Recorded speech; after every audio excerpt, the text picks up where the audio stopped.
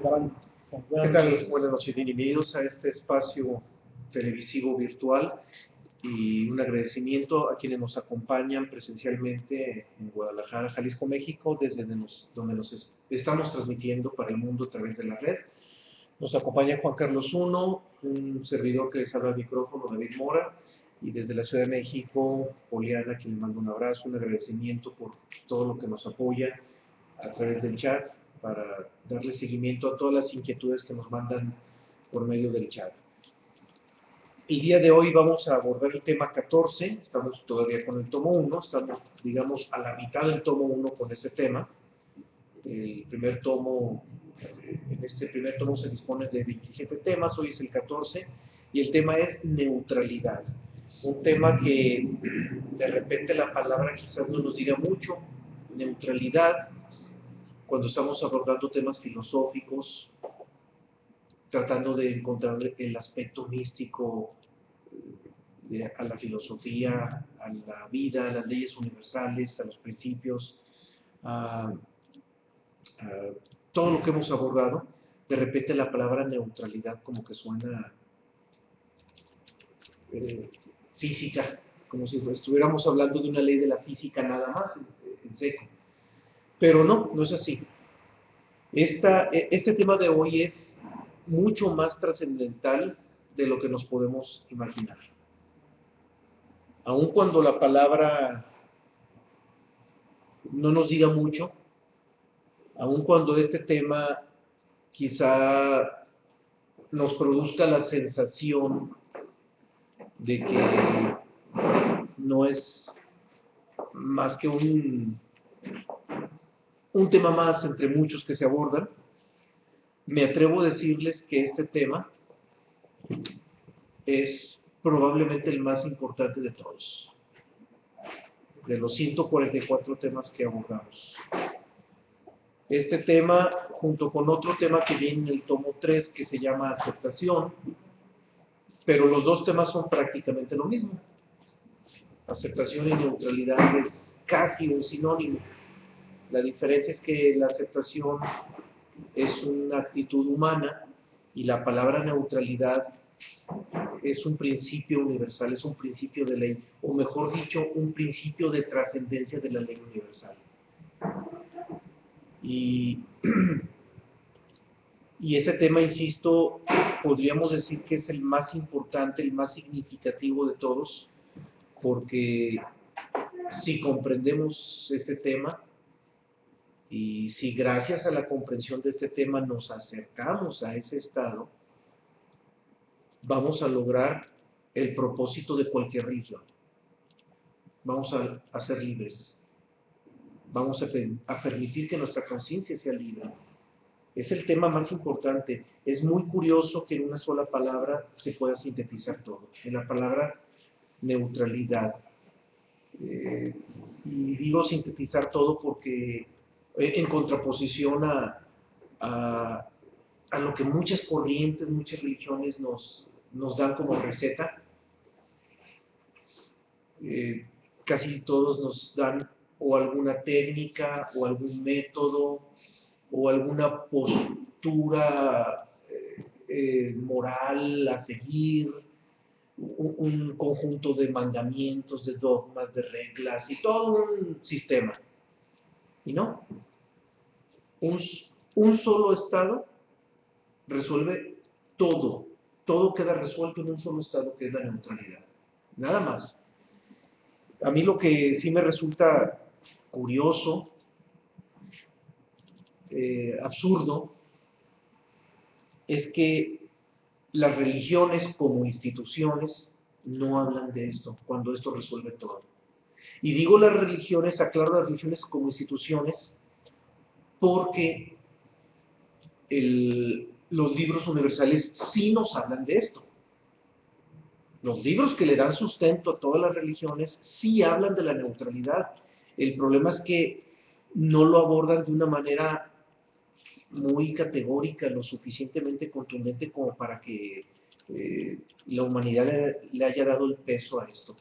Pero, insisto, es el tema más fundamental que podemos abordar porque aquí está la trascendencia de todo. Aquí es donde tenemos la posibilidad de resolver todo. Nosotros como humanos afrontamos en primera instancia un problema inmediato. No nos acordamos de nuestro origen. No sabemos de dónde venimos, mucho menos nos acordamos del momento en que nacimos en este mundo. Nadie recuerda el momento en que nació en este mundo. Nuestros vagos recuerdos, si acaso, llegarán a la edad de los 4 años, 3 años, ya los muy lúcidos quizás lleguen a los 2 años, pero el nacimiento no lo recordamos, mucho menos lo que viene atrás. No conocemos nuestro origen. Y evidentemente, si no conocemos nuestro origen, queda claro que mucho menos vamos a conocer el propósito del por qué estamos aquí, la razón por la que estamos aquí. Y creo que el planteamiento es claro. ¿Cómo podríamos conocer el propósito de este mundo si ni siquiera sabemos de dónde venimos? Mucho menos por qué estamos aquí.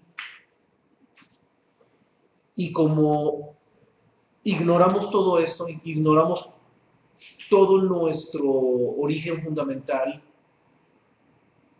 evidentemente vamos a ignorar la razón de estar aquí y, como lo acabo de plantear, el para qué estamos aquí. Y como no sabemos para qué estamos aquí, pues nosotros nos inventamos propósitos. Los humanos nos hemos inventado muchos propósitos, muchísimos propósitos. A cualquiera que nos encontremos en la calle y le preguntamos, oye, ¿cuáles son tus propósitos de vida? Pues nos van a responder varios, no nomás uno. Pero nos vamos a dar cuenta que los propósitos que los humanos hemos inventado ante el vacío del verdadero propósito, ante el vacío del conocimiento del verdadero propósito, nos vamos a dar cuenta que todos los propósitos que tenemos son externos y que ninguno está dirigido a la intención de investigar nuestro origen. Ninguno. Por citar algunos, de repente podemos decir, mi propósito es tener un buen empleo, tener una bonita familia, realizarme como hombre o en su caso realizarme como mujer, dependiendo del género, tener hijos, dejar un legado, escribir grandes libros, ser un artista y dejar un legado con mi obra artística o científica, qué sé yo, tantos propósitos que hemos inventado los hombres, porque todos son inventados, que quede claro, no son propósitos naturales, no son propósitos que la propia naturaleza nos esté impulsando a vivirlos o a concretarlos. ¿No? Son propósitos inventados por el hombre. Todos son inventados por nosotros mismos. Pero claro, la mayoría suenan tan bonitos y son tan respetables por la sociedad que nos produce la sensación de que son verdaderos propósitos.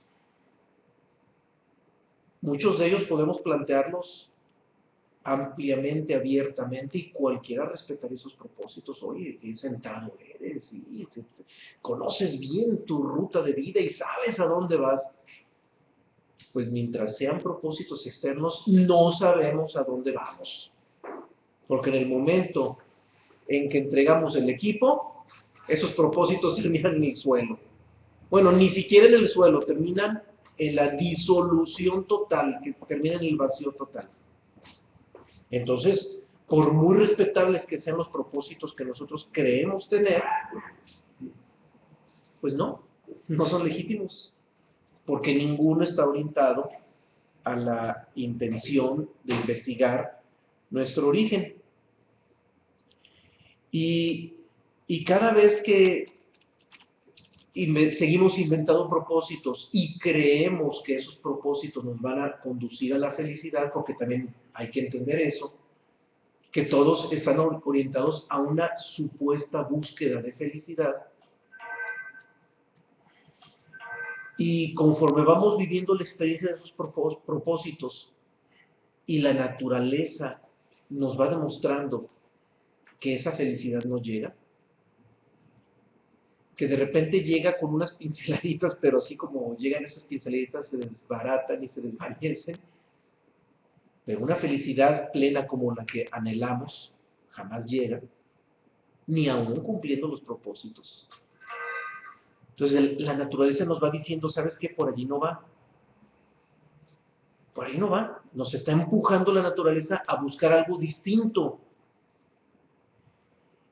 Y ese vacío, esa frustración ante una felicidad que no llega, insisto, aún en el cumplimiento de algunos propósitos, digo algunos porque nunca vamos a cumplir todos, también la naturaleza nos demuestra que no podemos cumplir todos, solamente algunos, confórmate con algunos, y cuando la misma naturaleza nos dice, ya viviste el éxito de algunos propósitos, pero descubriste que no eres feliz, entonces la vida misma nos empuja a orientarnos hacia otro tipo de propósitos. Y ahí es cuando descubrimos que el único propósito que sí puede llevarnos es el propósito fundamental que está en el ser. Pero como es un propósito no tangible, nuestra mente dice, ¿para qué lo busco si no lo puedo tocar? ¿Para qué lo busco si no lo puedo saborear? Entonces entramos en una contradicción, en una paradoja enorme. Y ante esa paradoja, la inmensa mayoría de la humanidad se olvida del propósito fundamental y sigue obsesionada la humanidad en los propósitos externos tangibles, aun cuando la vida nos sigue demostrando que no nos van a conducir a esa felicidad esperada.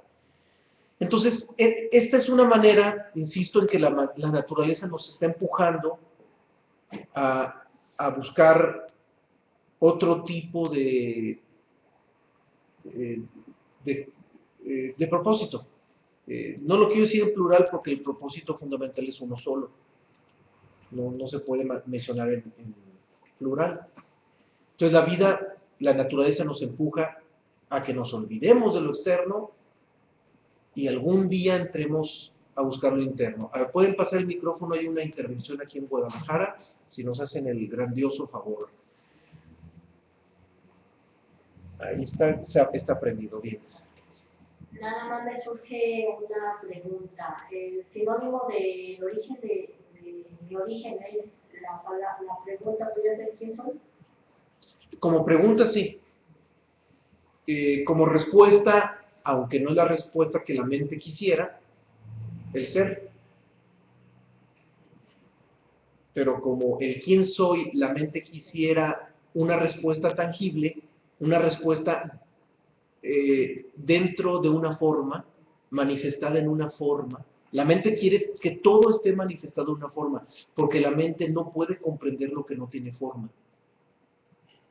Y aun cuando se ve obligada a comprender algo que no tenga forma, por ejemplo, las matemáticas, los números, la mente construye formas para entender las matemáticas, construye sus propias formas para entender lo que no tiene forma. Y como la respuesta del quién soy solamente se puede dar de una sola manera, que es el ser, la mente dice, ¿cómo que el ser? Y el ser es de carne y hueso. El ser tiene emociones, el ser piensa, el ser degusta, olfatea. Entonces ya la mente empieza a querer vincular lo que no tiene forma con lo que sí tiene forma, porque la mente solamente comprende lo que tiene forma. Por eso, ahí es donde percibimos cómo es que la mente no puede entrar en lo fundamental, porque lo fundamental está más allá de las formas. ¿Sí? Porque los budistas tienen un koan, que es lo que tiene como mantra. Eso que los budistas hacen, para mí es nuevo, gracias por ofrecerlo. Conozco el Evangelio del Buda porque lo leí completo y para poder extraer las citas que estamos ofreciendo, pero nunca me he involucrado con una religión budista, por eso le agradezco su aportación. Y es muy sabio eso, ¿eh? Ese quién, es una pregunta. Y Albert Einstein nos dice que las preguntas son mucho más importantes que las respuestas. Un hombre que vive con preguntas abiertas permanentemente es un sabio.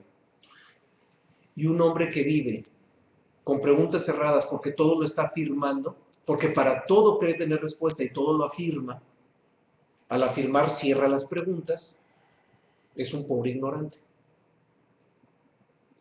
Y el planteamiento es de Albert Einstein, no es mío. Él lo dice claramente, la pregunta es mucho más importante que la respuesta. Entonces, lo que nos ofrece del budismo pues, coincide también con una visión científica, ¿sí?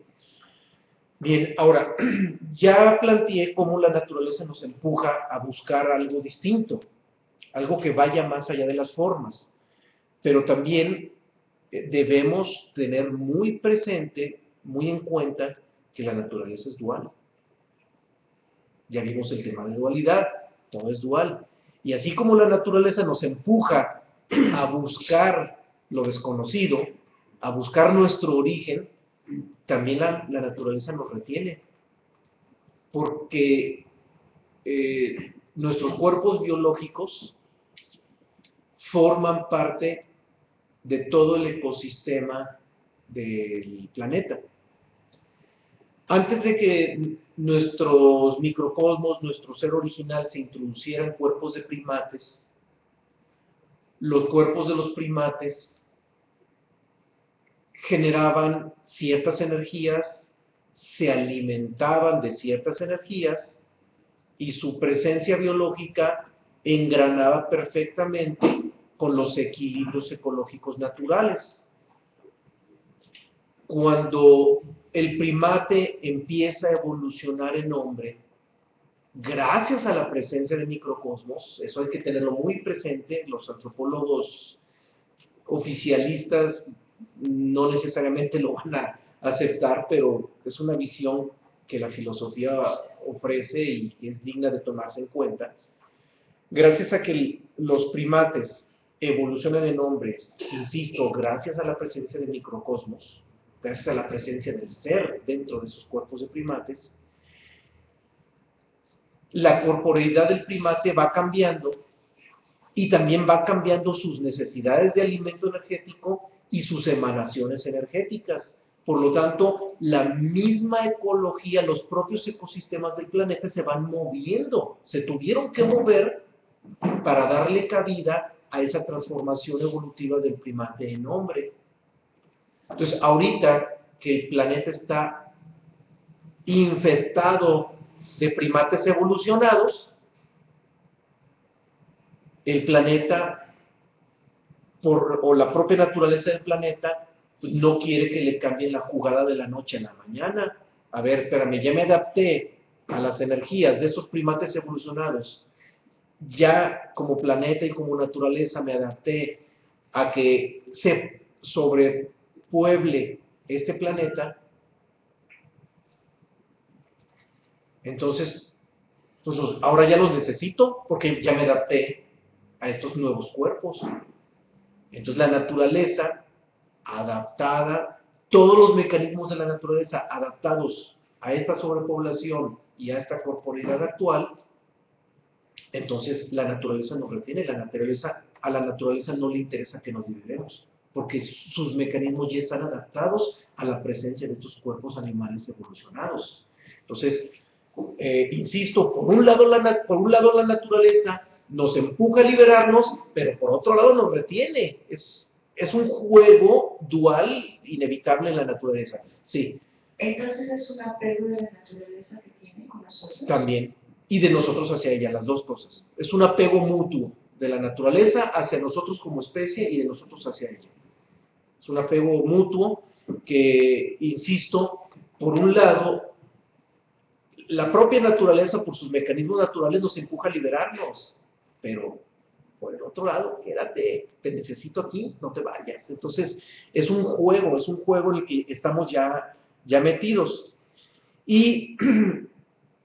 Pero, sin embargo, siempre hay un equilibrio cosmogónico que nos puede permitir una trascendencia más allá de ese juego dual de la naturaleza. Y ese equilibrio que nos permitiría salirnos de ese juego absurdo de la naturaleza, que por un lado nos retiene y por otro lado nos empuja, para salir de ese juego está la neutralidad, que es el tema de hoy.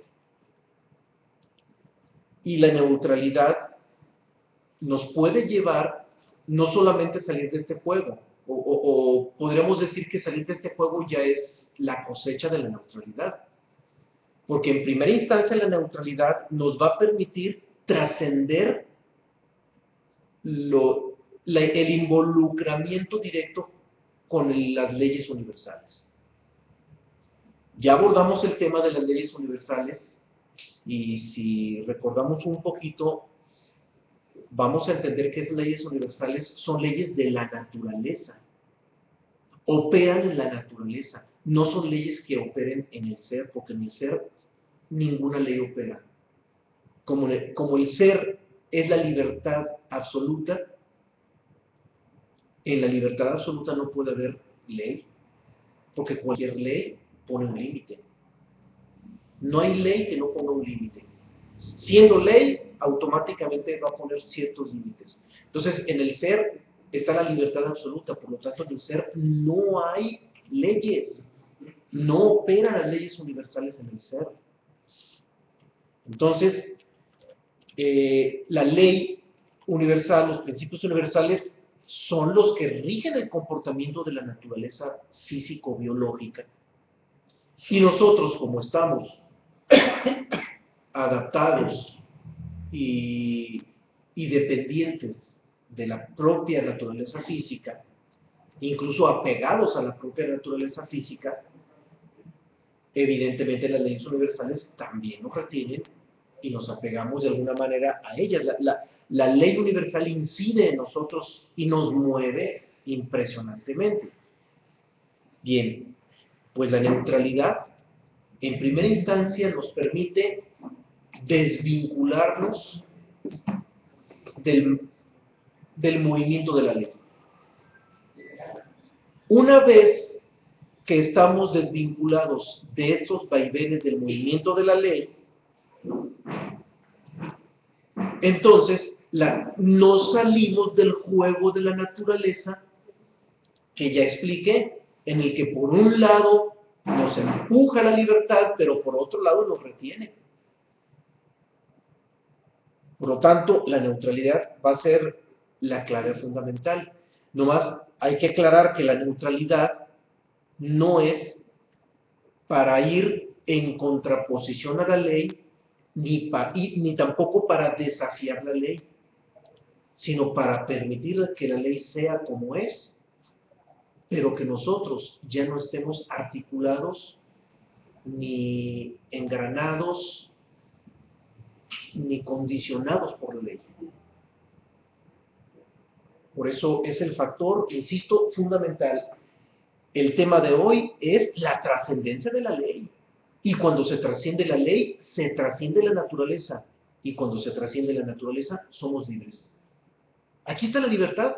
O sea, el tema de hoy es la clave más importante, la clave fundamental para la libertad. Y vuelvo a insistir, va a sonar curioso, caray, como si nunca había oído hablar de esto, como en un lugar por ahí arrinconado, en una ciudad de un país X del planeta, de repente hablan de ello, y en las religiones, ¿por qué nunca hablan de ello? Pues cosas raras de la vida. Cosas raras de la vida que las religiones no hablan de ello, pero eso sí lo aclaro y lo preciso, nuevamente. Los libros universales sí hablan de ello. Curioso que las religiones no. Es increíble que lo más fundamental se le haya escapado a las religiones. Por un lado, increíble, pero por otro lado, también creíble. ¿Por qué? Pues porque también hay que entender que en las religiones hay intereses corporativos. No voy a hablar de los detalles de los intereses porque no nos interesa ni es el tema de hoy, pero hay intereses corporativos humanos, y si las religiones hablaran de neutralidad, aún las propias religiones perderían su razón de existir. Descubriríamos que no son necesarias, por eso también se entiende que las religiones no hablen de esto. Pero aquí está la base fundamental. Sí, hay una pregunta que nos hacen en la red, se llama Horatio. ¿Cómo lograr la neutralidad sin sufrir y sin tener remordimientos futuros?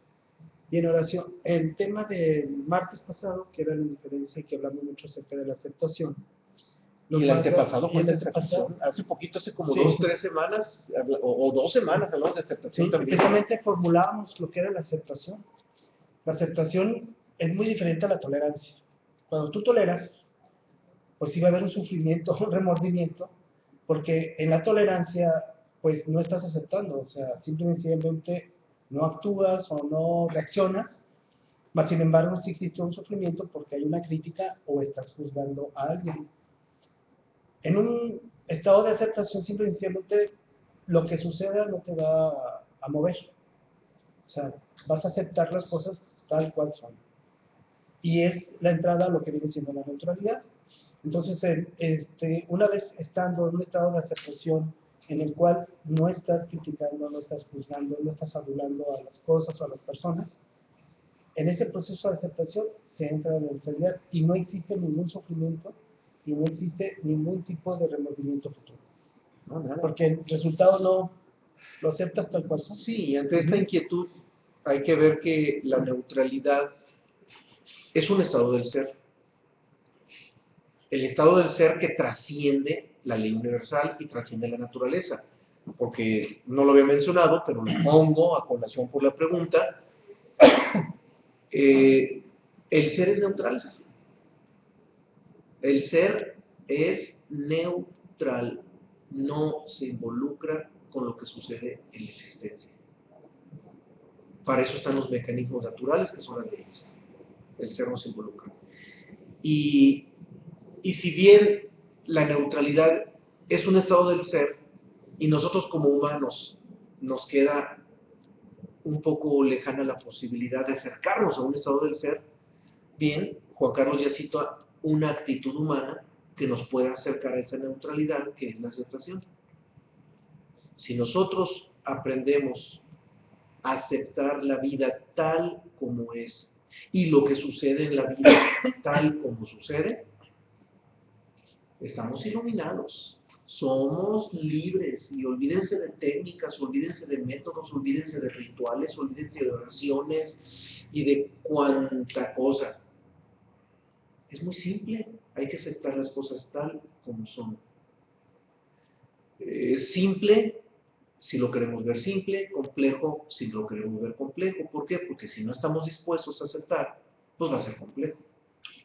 Pero cuando alguien se dispone seriamente a aceptar la vida como es, está en la ruta final hacia la iluminación. Así de simple. Y me atrevo a decirlo, no por lo que haya vivido en mi limitada experiencia o por lo que como idea mental propia se me ha ocurrido, por ningún motivo. Lo digo porque los libros universales así lo plantean, tal cual.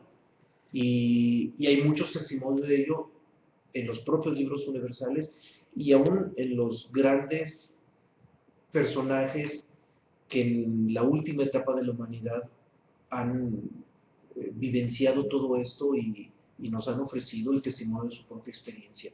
Todos hablan de esto. Ese es el tema fundamental, es el tema central del discurso de todos quienes han tenido una experiencia de libertad. Bien, vamos a la primera cita. Empezamos con el Bhagavad Gita, son palabras de Krishna, en las que le dice a Arjuna: aquel que no siente atracción ni repulsión, que ha renunciado a los logros personales y la obtención de bienes, que estando más allá del bien y del mal, que ya no se queja por nada, agradeciendo todo con su amor, a este hombre yo le amo de verdad. Esta cita es profundísima y nos mete de lleno en el tema. Nos mete de lleno en el tema es la neutralidad. Y vuelvo a insistir, este tema es el más fundamental. Y si alguien de sus amigos no entró hoy para vernos en vivo o no asistió a Guadalajara presencialmente donde transmitimos Guadalajara, México, les sugiero que lo inviten a que retomen la transmisión de este tema. Es que este tema es el tema clave, es el tema de trascendencia de la vida. No hay tema más importante que este. Si queremos realmente vivir, experimentar la libertad, tiene que ser a través de la neutralidad. No puede ser de otra manera. Y la neutralidad nos resuelve todos los demás aspectos del proceso hacia la libertad. Porque hay aspectos, hay detalles, hay temas que se abordan que tienen que ver con distintos procesos, con distintos manejos que uno tiene que dar en la vida para poder acercarse a esto. Bien, pues este tema resuelve todos. Todo, no hay ningún manejo importante que no se resuelva con este tema. Todo lo resolvemos con este. Aquí Krishna nos dice en esta cita, aquel que no siente atracción ni repulsión. Eso es neutralidad. En otras palabras, ni deseo ni rechazo. En el budismo, mucho se habla de trascender el deseo, de no caer en el deseo. Probablemente el budismo es la religión que más abunda sobre el soltar los deseos y los apegos. Bien, pero tal como lo vimos en el principio de dualidad, en la ley de dualidad, todo tiene sus dos lados, pero los dos lados son de la misma naturaleza, son lo mismo. Bien, pues el deseo y el rechazo son lo mismo. Si alguien está rechazando, es producto del deseo. Y si alguien está deseando, es producto del rechazo. Son de la misma naturaleza. Y Krishna aquí nos dice, ni atracción ni repulsión. Es lo mismo, ni deseo ni rechazo. Dice también, habla de alguien que está más allá del bien y del mal. Bien, ¿por qué más allá del bien y del mal? Porque el mal de este mundo es relativo y el bien de este mundo es relativo. Ya lo vimos en el tema de la relatividad. Por lo tanto, en la neutralidad hay que ir más allá del bien y del mal, más allá de la relatividad. No podemos rechazar algo porque sea malo, ni tampoco podemos desear algo porque sea bueno. Porque si deseamos lo que es bueno, no estamos viendo el lado malo que tiene. Y si rechazamos algo porque es malo, no estamos viendo el lado bueno que también tiene. Por eso habla con toda justicia Krishna de ir más allá del bien y del mal. No es fácil, lo sé. Luego aborda algo muy humano, de alguien que ya no se queja de nada. Bien, cada vez que nos descubramos a nosotros mismos quejándonos de algo, hay que entenderlo. Estamos perdiendo, nos estamos hundiendo en la inconsciencia. Cualquier mínima actitud quejumbrosa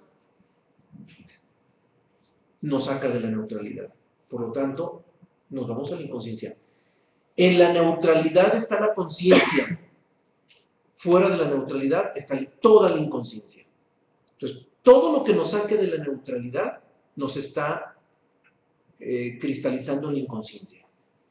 Cualquier mínimo detalle de la vida que nos saque de la neutralidad nos está empujando a la inconsciencia. Entonces, con toda justicia dice, habla de quien ya no se queja de nada. Claro, el que ya no se queja absolutamente de nada es un sabio, es un iluminado, es un hombre libre. Cuando alguien ya no se queja nunca de nada, es libre. Claro, somos humanos, no estamos libres todavía, no tenemos la conciencia que nos permita vivir esa libertad, pero hay grados. Cuando alguien se queja 500 veces en un solo día, es porque está metido en una cárcel prefabricada por él mismo, impresionante.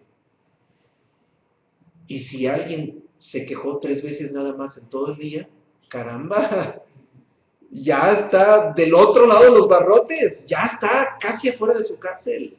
Entonces hay grados, grados, y esos grados de libertad, ese grado de libertad que nosotros pudiéramos estar viviendo, va a estar en función de la cantidad y la magnitud de las quejas que tengamos durante un día. O sea, si lo queremos ver como un parámetro, que con justa razón sirve de parámetro, y aquí nos lo está ofreciendo Krishna como referente. Es un parámetro maravilloso, hay que darnos cuenta. Cada vez que nos quejemos, caray, me quejé. No estoy en neutralidad, por lo tanto, estoy en mi cárcel, en mi propia cárcel. Cada vez que nos quejemos, hay que tenerlo muy, muy en cuenta. Y por otro lado, también en esta misma cita dice Krishna, agradeciéndome todo, o agradeciendo todo. Esto sintoniza con una religión de Japón, el sintoísmo.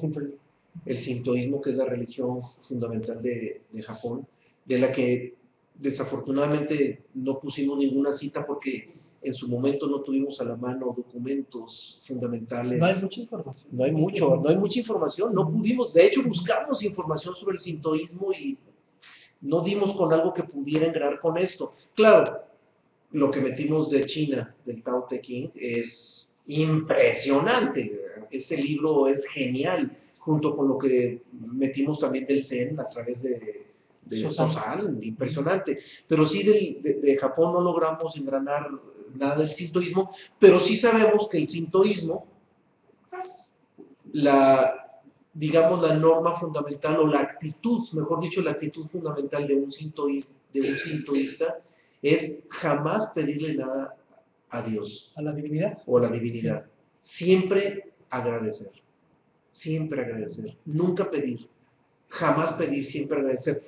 Y si observamos esa actitud de jamás pedir y siempre agradecer, caramba, un estado de aceptación mayor que ese no puede haber. Y si nosotros vivimos un estado de aceptación como ese, estamos en neutralidad y somos libres. Entonces, el sintoísmo, a través de esa actitud, ofrece la misma clave que aquí estamos planteando con el tema de la neutralidad. Si nosotros dejáramos de pedirle a Dios y nos dedicáramos solamente a agradecer todo, aún lo que no nos conviene, aún lo que nos disgusta, agradecerlo porque entendemos que así tiene que ser, entonces somos verdaderos sabios. Y es una propuesta del sintoísmo, y aquí Krishna lo establece en esa cita también. Lo pone sobre la mesa en esta cita y lo deja muy claro. Es universal. O sea, no es solamente del sintoísmo, es universal. Y tan universal que en el hinduismo, en los Vedas, aparece también con palabras de Krishna. Bien, hay 2 intervenciones en Guadalajara antes de la siguiente cita. El micrófono, por favor. Empezamos de este lado. Sí. Y Cristo, cuando dice Jesús, pedir y recibir. Mira, es una cita muy controvertida, que de repente nos puede mover el tapete. Ay, caray, pues, ¿dónde está la contradicción? Sí, pero Jesús, cuando plantea algún tipo de petición, es hacia el ser, nunca hacia las necesidades de la existencia. Entonces, cuando dice pide y se te dará, va en función de pedir por el ser, por el conocimiento del ser, por el redescubrimiento del ser, pero no por necesidades terrenales. Eso es lo que justifica totalmente todo esto y lo que hace entendible, o mejor dicho, lo que concilia esto. O sea, mientras nosotros pidamos en función de la conciencia o del conocimiento del ser, todo es bienvenido. Pero si pedimos por necesidades terrenales, Es más, esas oraciones ni siquiera llegan a Dios, según plantean otros libros universales. Y lo vamos, bueno, eso se va a plantear hasta el cuarto tomo, en el tema de los eones, pero es un tema ya que lo dejamos al último porque son temas que hay que engranar muchos detalles para poder eh, articular bien las ideas. Pero el pedir y se dará va siempre en función de la libertad, siempre en función del ser, siempre en función de trascender este mundo. Y tan claro es que en la oración más fundamental de Jesucristo dice, hágase tu voluntad y no la mía. Es decir, lo que yo creo que necesito, o sea, no tengo ni siquiera conciencia para saber lo que necesito, mucho menos para pedir.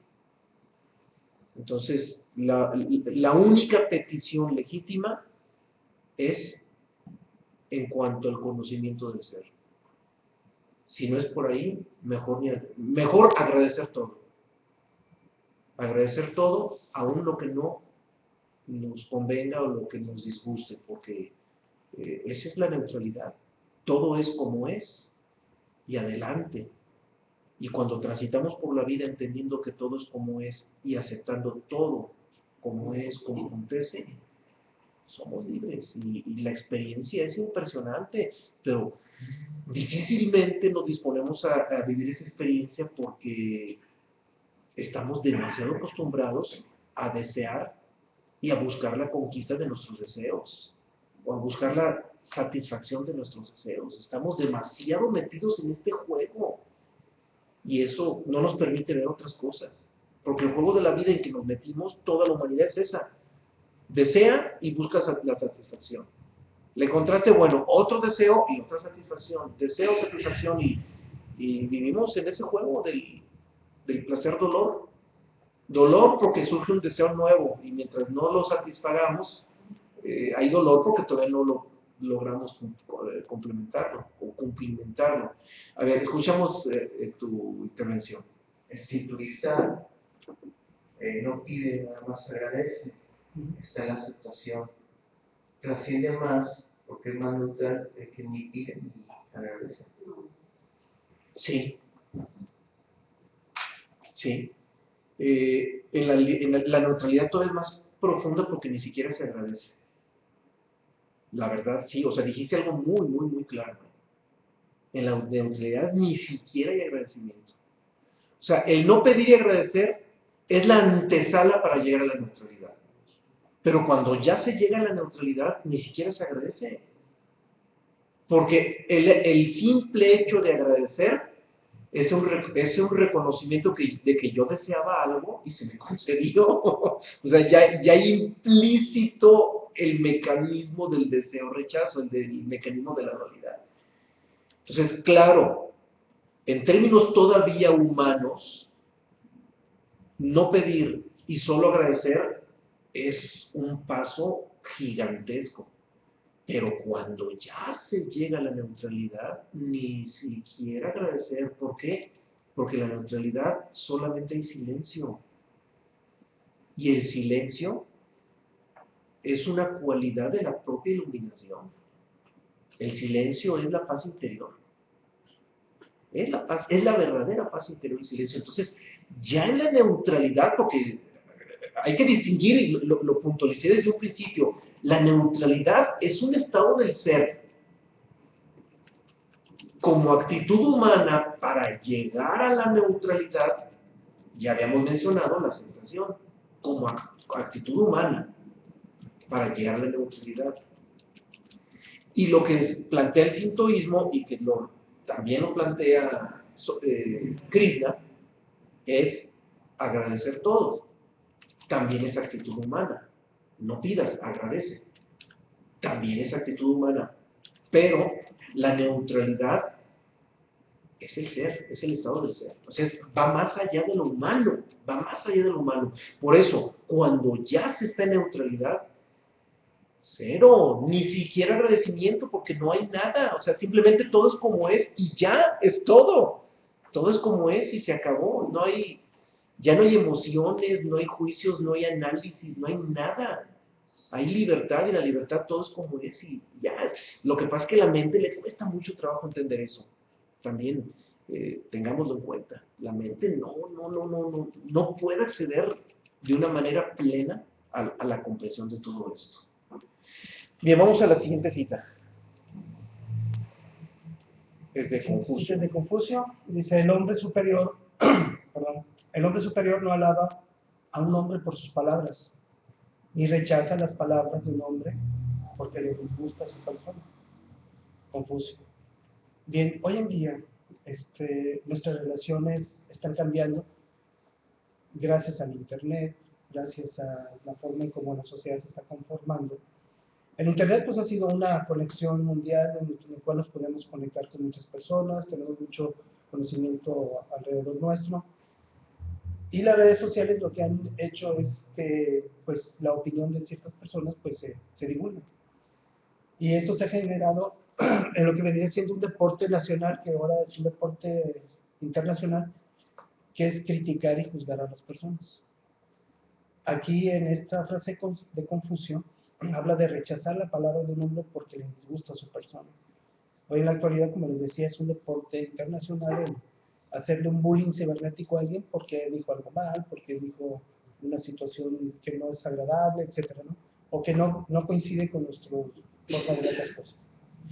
Pues bien, tanto la crítica y el juzgar a las personas es de la misma naturaleza cuando las adulamos.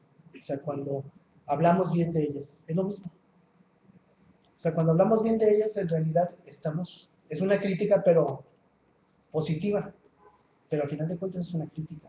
Y podemos provocar en ellos ciertos sentimientos de decir, caray, de grandeza, si los tienen o no los tienen. Y aquí, precisamente, Confucio hace esas dos diferencias. No adular ni criticar. O sea, el hombre superior no alaba a un hombre por sus palabras. O sea, no lo adula. Ni rechaza las palabras de un hombre porque le disgusta a su persona. O sea, no lo juzga, no lo critica. Porque el adular y el juzgar o criticar es de la misma naturaleza. Entonces, un estado de neutralidad es no adular ni tampoco criticar.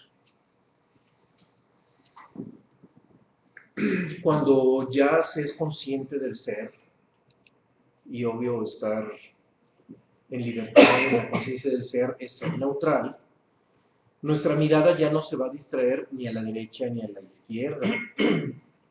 Ya no vamos a ser ni conservadores ni revolucionarios,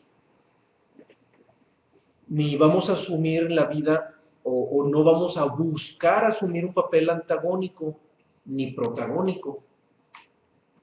No ser protagonistas, pero ni tampoco antagónicos del protagonismo. No vamos a tomar partido ante ninguna dualidad de la vida, en pocas palabras. Porque la neutralidad no es estar en medio de la dualidad. Es salirse de la dualidad. Eso es la neutralidad. Alguien podría pensar que neutralidad es estar en medio del frío y del calor, o en medio de lo bueno y de lo malo. No, la neutralidad es sustraerse de la dualidad. Por eso se habla de ir más allá del bien y del mal.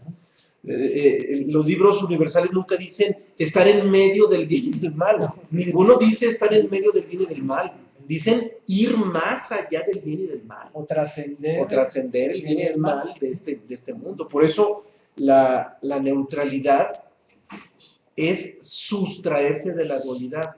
No es estar en medio de la dualidad, sino es estar más allá de la dualidad. Por eso les hablaba de ir más allá de la ley universal. Y en ese estar más allá de la dualidad es cuando permitimos que el universo fluya y que haga lo suyo desde el ser. El ser es el pivote de todo, porque el ser es el origen de todo. Las leyes universales no operan en el ser, pero devienen del ser, y a través de ellas se mueve todo. Podríamos decir que las leyes universales son la última voluntad de Dios o del ser en este mundo, dado que el ser no interviene porque es neutral. Entonces el ser por naturaleza es neutral, no interviene en este mundo, pero deja establecidas las leyes universales que son los mecanismos que mueven el mundo y que lo regulan de manera plena y perfecta. Todo queda bien regulado a través de las leyes universales. Por eso, aunque el ser no interviene en el mundo, sí podríamos decir que las leyes universales constituyen la última voluntad del ser. Entonces, cuando nosotros nos mantenemos en neutralidad, eso nos permite ser mucho más agudos en la observancia del operar de las leyes universales, pero sin intervenir, simplemente permitir, dejar que todo sea como es. Y así asimilamos toda la sabiduría que podemos adquirir a través de las experiencias dentro de la existencia. En la neutralidad, la vida nos va a enseñar muchísimo. Si nos salimos de la neutralidad, nos va a enseñar muy poco. O más bien, nos va a enseñar todo, pero nosotros vamos a ser poco capaces de aprender. O sea, nosotros somos el problema, no la naturaleza. Entonces, en la neutralidad estamos facultados para aprender muchísimo la vida, observando los mecanismos del movimiento de la vida. Pero si nos salimos de la neutralidad, nosotros mismos vamos a perder esas facultades para aprender lo que la vida nos está enseñando. Sí, hay un comentario en la Bien, red. comentario antes de la siguiente cita. Nos comenta Poliana: cuando una persona se erige sobre la dialéctica y logra trascender las emociones que el mundo dual que le genera, donde no rechaza, pero tampoco agradece, sino simplemente observa lo que acontece en el mundo de las formas, entonces ha alcanzado la neutralidad. Y pone el dedo en algo importantísimo. Es un tema que viene en este tomo 1, y lo vamos a abordar desde los últimos temas del tomo 1, que es la observación. Si realmente queremos observar, tendríamos que hacerlo en neutralidad. Porque la observación es mucho más de lo que nos imaginamos. La observación también es un estado del ser, la verdadera observación. Los humanos mentalmente concebimos como observación otras cosas que ni siquiera son observación. Creemos que analizar las cosas es observarlas y no es cierto. Y para que la observación sea posible, tiene que haber neutralidad. Sin la neutralidad, la observación no es posible. Por eso el tema de la neutralidad lo ponemos entre los primeros. Si observamos, lo mencionamos desde el principio, este tema está en medio del tomo 2, estamos ahorita en medio del tomo 2, y lo ponemos aquí porque todos los temas subsecuentes no los podríamos comprender si no entendemos la neutralidad. Por eso tiene que ir aquí, tiene que ir despuesito de las primeras leyes universales que ya revisamos. Hay una intervención más en Guadalajara. Sí, en el tomo 1. Sí. Neutralidad sí es del tomo 1, estamos en medio del tomo 1. Se mencionaba que estamos en medio del tomo 1. Bien, vamos a la siguiente cita, que es de Chuang Tzu. Nos vamos ahora a la antigua China con el taoísmo. Chuang Tzu nos dice: los hombres verdad, aclaro aquí una protección, hombre verdad es hablar de un hombre iluminado, un hombre que conoce la verdad, ¿sí? Repito, los hombres verdad de la antigüedad no sabían amar la vida ni aborrecer la muerte. Salían a la vida sin alborozo y entraban a la muerte sin resistencia. No olvidaban su origen ni buscaban su fin. Una cita profundísima, pero que nos puede de repente producir cierta controversia. Pero vamos a aclarar cualquier controversia. Habla de que esos hombres, ¿verdad? Es decir, hombres que desde que llegaban al mundo ya estaban iluminados. Porque está hablando de que no sabían amar la vida ni aborrecer la muerte. Es decir, y nos dice que entraban a la vida sin alborozo. Entonces se está refiriendo a hombres que desde que llegaron a este mundo ya estaban iluminados. Un Jesús de Nazaret, un Lao Tse, un Krishna, un Buda, y muchos más de los que la humanidad no se enteró, porque llegaron en pleno anonimato. No sabemos cuántos hombres iluminados han pasado por este mundo. Muchos coinciden en entender que han sido muchos, lo que pasa es que no nos hemos dado cuenta. Solamente algunos han tenido la tarea de difundir un mensaje en el que nos invitan a llegar a esos estados de libertad. Pero habla Chuang Tzu de esos hombres que desde que llegan al mundo ya llegan en condiciones de hombres iluminados, de hombres libres, y nos dice algo muy raro, que no sabían amar la vida. Caray, esto puede ser muy controvertido. ¿Cómo que no sabían amar la vida si cualquier enseñanza loable en este mundo es que ames a la vida? Lo que sucede es que una cosa es la vida biológica natural de este mundo y otra cosa es la verdadera vida. Jesús de Nazaret en muchos pasajes de la Biblia hace esa distinción de esta vida que no es la verdadera y nos invita a descubrir la verdadera vida. Hay muchos pasajes en los que Jesús hace esa distinción entre una vida natural que es ilusoria y una verdadera vida. Entonces, en esa cita, evidentemente, Chuang Tzu se está refiriendo a la vida natural de este mundo, a la vida biológica de este mundo. Entonces, los hombres iluminados, cuando llegan a este mundo, no llegan en condiciones de amar esta vida biológica, pero tampoco aborrecer la muerte de esta vida biológica. Ahí es donde está la profundidad. O sea, ¿en qué condición llega un hombre iluminado a este mundo a encarnarse? ¿En qué condición llega? Y todavía lo abunda más en la cita cuando dice, salían a la vida sin alborozo, es decir, de repente llegan a la vida encarnada, se encarnan en la vida sin alborozo, pero cuando llegan a la muerte, sin resistencia. Aún en las condiciones más deplorables, asumen el acto de la muerte sin resistencia. Y hablo de las condiciones más deplorables, haciendo alusión a Jesús de Nazaret, porque él muere en una cruz, muere condenado a muerte, señalado, torturado, juzgado hasta por la sociedad. No solamente por los fariseos y los saduceos, por último hasta la misma sociedad terminan juzgándolo y condenándolo a muerte, porque recordarán que Poncio Pilatos dice, a ver, ¿a quién quieren que libere? ¿A Jesús o a Barrabás? Y todo el mundo, pues a Barrabás, a Jesús, mátelo. Entonces, hasta la sociedad lo condena a muerte a Jesús. Entonces, llegan las condiciones más deplorables en que se pueda asumir la muerte y sin embargo él la acepta, no rechaza.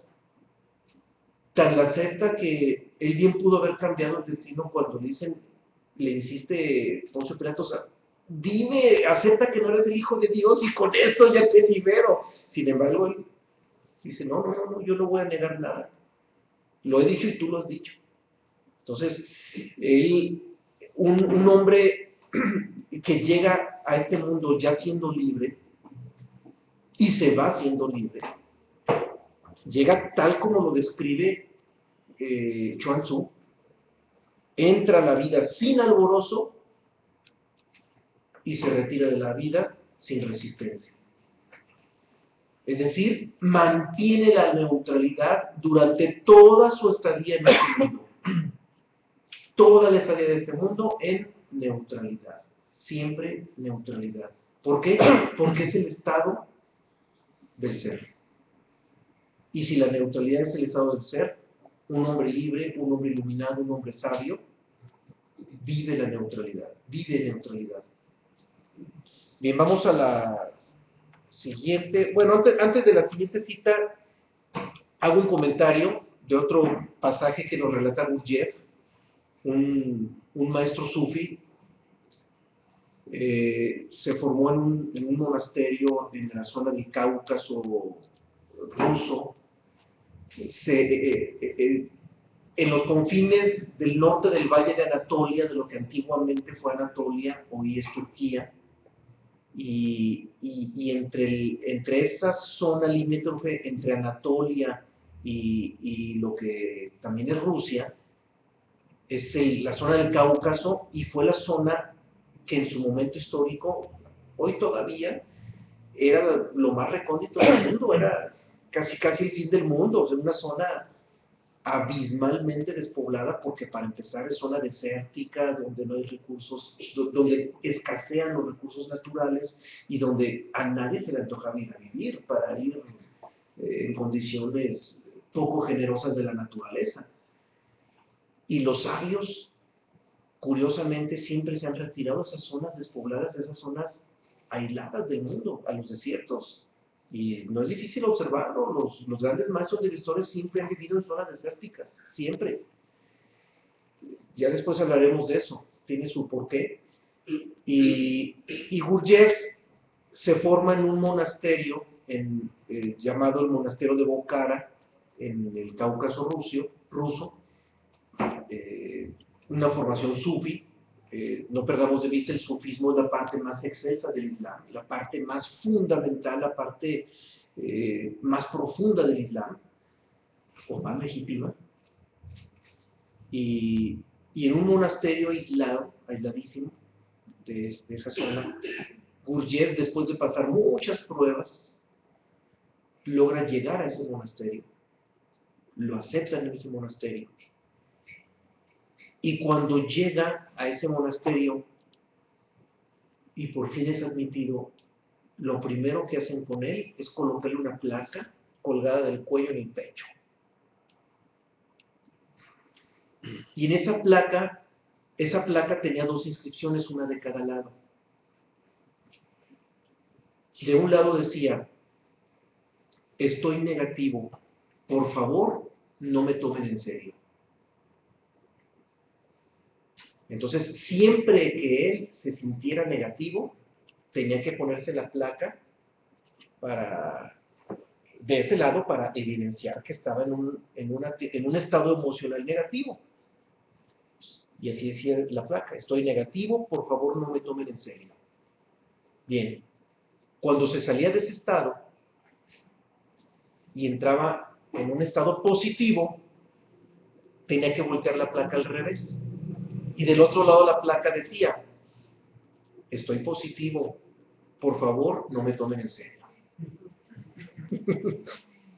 O sea, observemos lo profundo que hay en esto, ¿no? Incluso la placa omitió un fragmento, del otro lado decía: estoy positivo, amoroso, por favor no me tomen en serio. O sea, a ese grado de profundidad planteaban los sufis la importancia de la neutralidad. Entonces, todos los internos del monasterio, no nomás Gurdjieff, todos tenían esa placa. Cuando estaban de un lado, se la ponían de un lado. Cuando estaban del otro lado, se la ponían del otro lado. Pero siempre la placa dando vueltas y vueltas. Cuando estaban negativos, por favor no me tomen en serio porque estoy negativo. Cuando estaban positivos y amorosos, por favor no me tomen en serio porque estoy positivo y amoroso. Y el día en que Gurdjieff ya no estaba ni de ningún lado ni del otro, le retiraron la placa y le dijeron: retírate, ya no necesitas ese monasterio, ya eres libre. Y allí fue cuando, en ese momento, Gurdjieff deja el monasterio, porque ya era libre, porque ya la placa ya no necesitaba ponerla ni de ningún lado ni del otro. Es decir, evidentemente con este relato que nos da Gurdjieff, nos describe que el proceso de la libertad, tal como lo anticipé cuando inició el tema de hoy, está en la neutralidad. Allí es donde está el proceso de la libertad, y no hay más para dónde hacerse. Todos los demás artilugios son superficiales. El fondo está en la neutralidad. Y Gurdjieff, cuando es libre, cuando logra ese estado de neutralidad y se retira esa placa, sale del monasterio, se va a San Petersburgo y empieza a buscar quién esté preparado para asimilar una enseñanza como esta. Y ahí es donde ya funda su primera escuela del Cuarto Camino, le llaman el Cuarto Camino, y empieza todo un proceso, todo un legado que nos deja Gurdjieff, conocido como el Cuarto Camino, que es genial, es maravilloso, es la parte, insisto, más exquisita que nos haya legado el Islam. Pero claro, el Islam como religión pues ahorita nos está dejando atentados terroristas, batallas, luchas en contra del enemigo occidental y pues todas las posturas antagónicas eh, que conocemos y que no son solamente del Islam, son de todas las religiones. Lo que pasa es que el Islam ahorita está viviendo momentos extremos, pero todas las religiones han pasado por momentos radicales como estos. Pues, ¿qué podemos decir del cristianismo de la Edad Media? En la etapa de las cruzadas, que exterminó comunidades completas, pueblos completos, y dicen que expulsaron a los árabes para que suene sutil, pero no los expulsaron, los exterminaron en Europa. Y no nomás a los árabes, a los judíos, a los cátaros, a los bogomiles y a muchas comunidades más. O sea, al final de cuentas, actitudes extremistas ha habido en todas las religiones. Sin embargo, no hay que perder de vista que en el lodo se crían las perlas. Y el Islam tiene una perla impresionante, maravillosa, que es el sufismo. La perla más maravillosa del Islam es el sufismo, y el sufismo se ha enseñado en esos monasterios. Y hay que agradecerle algo al Islam muy grande. Todas las religiones han tenido su lado externo y su lado interno, pero muchas religiones han cometido el error, o desde el lado externo se ha cometido el error de anular quienes ejercen y mantienen vivo el lado interno, o lo interno, porque no es un lado, ahí quito la palabra. Ha habido religiones que cometieron el error, los que estaban desde afuera, de anular a quienes mantenían vivo lo de dentro. Y el Islam no. El Islam reconocieron quienes estaban desde afuera, reconocieron que estaban desde afuera y respetaron a los que estaban manteniendo vivo lo de dentro. Y hoy por hoy, en pleno siglo XXI, todavía, a pesar de las radicalidades que vemos en el Islam, los islamitas le tienen un respeto profundo a los sufís. No se meten con ellos, no se involucran con ellos, no los tienen engranados en sus estructuras político-religiosas, porque saben que si lo hicieran, acabarían con ellos automáticamente. Los dejan ser y les tienen un respeto profundo. Y hoy por hoy sigue existiendo monasterios sufis en la zona del Cáucaso, y el Islam los ha respetado. Esa es la parte más, incluso, insisto, más exquisita o más acertada que ha tenido el Islam, que más allá de sus radicalismos, históricamente respetaron esa parte interna y la han dejado ser, y sigue siendo. Y una de esas grandes maravillas fue Gurdjieff, y fue en su momento histórico también Rumi, de quien hemos metido muchas citas. Rumi, ¿de quién más metemos citas del Islam? Ibn Arabi y algunos otros sufis. Entonces, el Islam siempre mantuvo un respeto por los sufis, y ahí están los sufis, y su legado ha sido impresionante.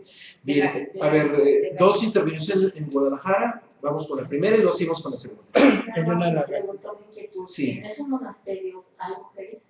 Sí, sí, también. En los de Gurdjieff, Sí, hoy en día también hay mujeres. En la antigüedad no sabré decirlo, pero hoy en día sí. Hace algún tiempo pasamos aquí una película sobre la vida de Gurdjieff y sobre la vida de esos monasterios. Impresionante la película. A ver si más adelante la volvemos a pasar para quienes no la vieron, porque es impresionante esa película. Es toda la vida de Gurdjieff desde niño hasta su etapa final de vida, o más bien hasta su etapa en que sale del monasterio, hasta ese momento en que sale del monasterio. Y en esas escenas aparecen mujeres también, figuran mujeres, y dejan evidencia de que también la mujer tiene cabida en los monasterios sufis. Sí. Pues en la iglesia, esa parte dura está también la Inquisición. Claro. Sí, la parte de la Inquisición fue la parte irracional que tiene consonancia con lo que han hecho no nomás el catolicismo, otras religiones más, lo hemos visto en otras religiones.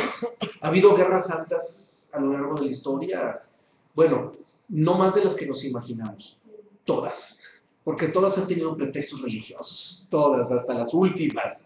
Pero bueno, vamos a la siguiente cita. Hay otra pregunta. Bien, una pregunta en la Nos red. pregunta Jessica. Sí. La neutralidad, sin quejarnos, sin opinar, sin criticar, es difícil de alcanzar. ¿Cómo aceptar la vida sin quejarnos? Es muy difícil. Pues sí, Pero es difícil, pero fácil, según la queramos ver. es parte de la personalidad y de hecho es parte de lo que también tenemos que aceptar. Una parte de nosotros es personalidad. Una parte de nosotros tiene todos este tipo de características, Jessica. Nos quejamos, tenemos opiniones, hacemos críticas, etcétera. Esa parte no tenemos que juzgarla de nosotros mismos. No tenemos ni siquiera que juzgarla. Es la parte también de la neutralidad que tenemos que tener hacia nosotros mismos. Tenemos que comprender que esta naturaleza, que es la personalidad y que tiene que estar en este mundo, tiene ciertas características de las cuales yo soy consciente, pero no me juzgo. Para poder entrar en esa neutralidad de lo que viene siendo lo que es la parte divina del ser humano. Una parte está en la naturaleza, que es la personalidad, y otra parte de nosotros, que es la conciencia, está en el alma. Y para poder hacer esa distinción no hay que juzgarnos. Sí es difícil, porque toda la vida y toda la existencia nos la pasamos así, juzgando. ¿Por qué? Porque estamos reaccionando, somos reaccionarios. Pero si realmente estamos conectados con el ser, comenzamos simplemente a tener una etapa de observación hacia nosotros mismos y ni siquiera nos tenemos que juzgar a nosotros mismos, así como lo decía Pablo de Tarso, San Pablo. Sí. Ahora, si bien entiendo que es difícil porque nuestra inercia mecánica está hacia el juicio, el análisis, etc., nuestra voluntad puede tener la determinación de asumir una actitud de aceptación hacia las cosas. O sea, vamos, sí está en nuestras posibilidades naturales. Ahora, si sabemos que está en nuestras posibilidades naturales la aceptación, pero al mismo tiempo entendemos que ahí está la libertad y la iluminación, no vale la pena. No vale la pena asumir esa actitud. Entregar esa voluntad y decir, acepto todo, estoy dispuesto. ¿Vale la pena? Es que vamos a ganar mucho más de lo que nos imaginamos si nos disponemos a aceptar la vida como es. Y conste que no lo estoy diciendo en términos corporativos, no le estoy diciendo acepten el centro universalista como es, acepten a sus dirigentes religiosos, acepten. No. La aceptación es abierta y es libre. Es a todo como es, todo. Incluso hacia nosotros mismos. Como humanos, tenemos que aceptarnos como humanos tal como somos. Jamás nos debemos de juzgar a nosotros mismos. Tenemos que ser neutrales y aceptarnos tal como somos. Y todo lo que nos rodea. Eso es algo libre, eso es algo abierto. Esto no tiene intenciones corporativas de ningún tipo. Es libertad. Si nos lleva a la libertad, tiene que partir de la libertad. No puede ser de otra manera. Bien, Nos preguntan en la red, ¿cómo otra se llama más. la película que mencionó? Sí, la pueden encontrar en la red, la pueden bajar. No creo que resulte difícil encontrarla. Se llama Encuentros con Hombres Notables. La van a poder encontrar. Es una producción única, no ha habido segundas versiones. Es una producción única. Repito, el nombre se llama Encuentros con Hombres Notables. Está en YouTube, sí. En YouTube la van a poder encontrar si la quieren ver. Para todos los que nos escuchan en la red o aún los que están aquí en Guadalajara, la van a poder encontrar. Vale la pena verla. Es interesantísima esa película. Hay cosas de un monasterio que ni nos imaginamos. Tenemos unos conceptos de una vida monástica demasiado pseudomísticos, y no, ahí vamos a encontrar algo muy distinto de lo que es realmente en un monasterio donde donde se ofrece realmente la libertad. Es algo muy diferente. Bien, la siguiente nos va a hacer el favor de leerla. ¿Había otra pregunta? ¿Había otra pregunta aquí? A ver, escuchamos, antes de la siguiente cita que la vas a leer tú.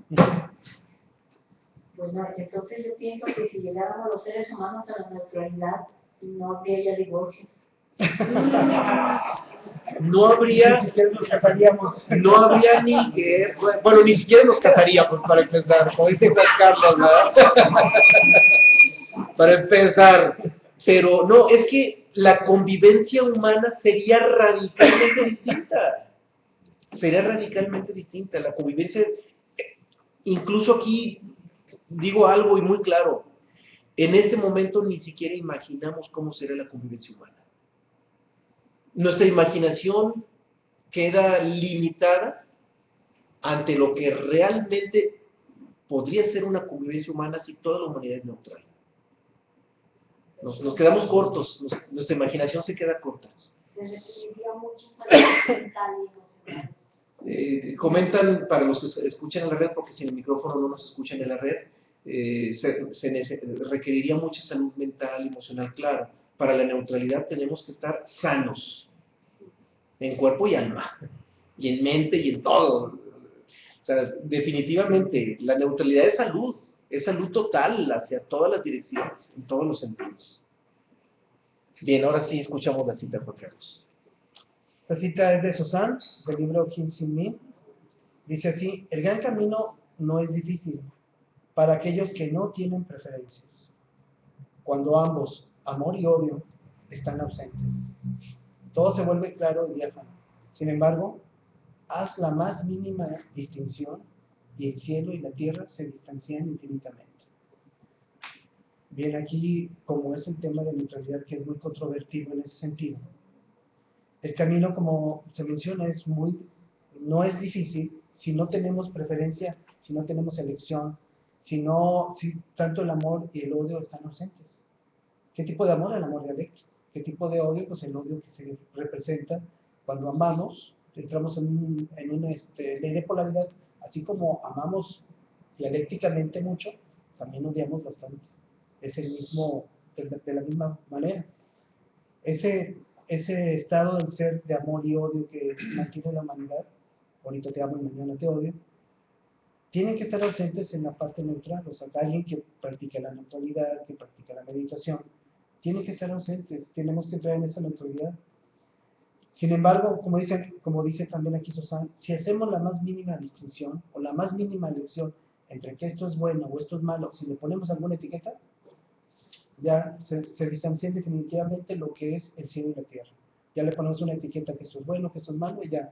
Tenemos que tener una visión de unidad ante las cosas, porque todo en el espíritu es unidad. Nuestra alma es la que tiene la posibilidad de hacer eso, que es nuestra conciencia. Esta parte que nos dice Susan, de que el camino no es difícil, pues es en base a esta, primero la aceptación como personalidad de todas las cosas, de ver y observar las cosas en la existencia, cómo cambian, aceptar que las cosas cambian, aceptar que las cosas no son para siempre. Y si estamos en ese sentido y en esa forma de ver las cosas de una manera tan neutral, el camino de la espiritualidad no es nada difícil. Sí, porque hasta los procesos cambiantes de la vida los tenemos que aceptar. Cualquiera de nosotros puede ver como trágico el hecho de que en la vida todo lo que construimos se disuelve y se desmorona. Hasta eso tenemos que aceptar. Porque si no aceptamos las cualidades de la naturaleza, la cualidad de disolución, de que todo termina, si no aceptamos eso, no nos liberamos. La naturaleza, con todas sus cualidades, la tenemos que aceptar. Nada permanece. Ahí se me escapaba ese término. Si no aceptamos la cualidad de la impermanencia en la naturaleza, no somos libres. Hasta la impermanencia tenemos que aceptarla. Sí. Yo pregunto, ¿cómo logramos la aceptación? Se escucha muy fácil, pero yo creo que es muy complejo, porque toda una Biblia a través de generaciones se ha visto. Claro. Estamos educados para no aceptar. Exacto. Entonces, para luchar contra todo, lucha en la vida. ¿Cómo le hace el ser humano para empezar a trabajar en la aceptación? Sí, bien, mira, lo primero es entender que no estamos en un monasterio. donde vamos a tener esta placa y donde todo el día voy a estar, me la pongo de un lado, me la pongo de otra. En un monasterio como el que describe Gurdjieff, ahí sí están todo el día en la jugada. Todo el día están en la jugada. ¿En qué estado me encuentro? A ver, estoy de un lado, estoy del otro lado y están sustraídos de la sociedad para ya hacer un trabajo formal, serio, para poder entender los aspectos mecánicos de la psiquis y salirse. Está bien, no estamos en un monasterio, estamos en una vida que nos envuelve y nos traga. Es triste, pero así es. Esta vida nos envuelve y nos hace como quiere. Bien, pero hay que convertirla en laboratorio. La vida, tal cual, hay que convertirla en nuestro monasterio. Nosotros, momento tras momento, o cuando nos acordemos, que no va a ser muy seguido, al principio no va a ser muy seguido, después va a ser más seguido, hay que sentir como si tuviéramos la placa. ¿Estoy negativo o estoy eufórico y amoroso? ¿En cuál de los dos estados estoy? Entonces, bueno, ninguno me favorece, tengo que ser neutral. Entonces vamos a ver que cuando estamos negativos, vamos a procurar salirnos de la negatividad y sin darnos cuenta, ¡fum!, nos vamos a la euforia. Y ya que estamos todos positivos, amando la vida, casi tomando cursos de superación personal, a ver, espérame, salte de ese estado, porque estás identificado con la vida, estás clavado con la existencia, estás soñando. En pocas palabras, estás soñando. Regrésate. Y en ese regresarte, otra vez la depresión. Y así vamos a estar fluyendo. Hay que observar las fluctuaciones. Hay que observar las fluctuaciones. Hace unos momentos hablamos de observación por el mensaje que nos mandó Poliana. La clave, por lo pronto, fundamental está en la observación. Hay que observarnos. Pero observarnos no significa juzgarnos. Simplemente observarnos, nada más observarnos. Y en esa observación, en esa autoobservación, hay que buscar la manera de acercarnos a esos momentos de neutralidad. Cuando estemos deprimidos porque la vida, la vida dialéctica es impermanente y todo lo que hacemos se disuelve, y estamos deprimidos porque todos nuestros logros se van al suelo, hay que aceptar la impermanencia, hay que aceptar la impermanencia de la naturaleza y nos vamos a la neutralidad. O al revés, cuando estemos gozando de un logro cercano, de un logro que acaba de suceder, a ver, espérame, bájate de aquí.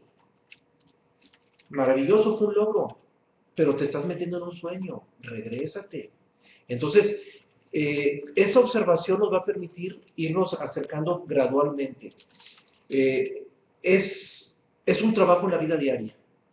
No hay método. O sea, si ustedes observan, no hay método. Y si alguien les ofrece un método, aguas, los están engañando.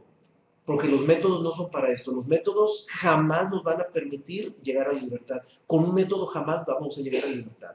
Aquí no es más que entender la vida como es y aceptarla como es. Acabo de decir algo fundamental. No podemos aceptar algo que no entendemos. Primero hay que entender la vida. Para eso está el estudio de las leyes universales. Para eso hemos estado revisando las leyes universales. Primero hay que entender la vida. Porque si no la entendemos, no la vamos a aceptar. Una vez que la entendimos, entonces sí, empezamos a estar facultados para aceptarla. Ahora, hay algo implícito en tu inquietud que no planteaste, pero lo planteo, porque está implícito. ¿Cómo voy a asumir la vida si nos invita Sosán a no elegir? Pues yo tengo que elegir. Me ofrecen 2 trabajos, tengo que ver cuál me conviene.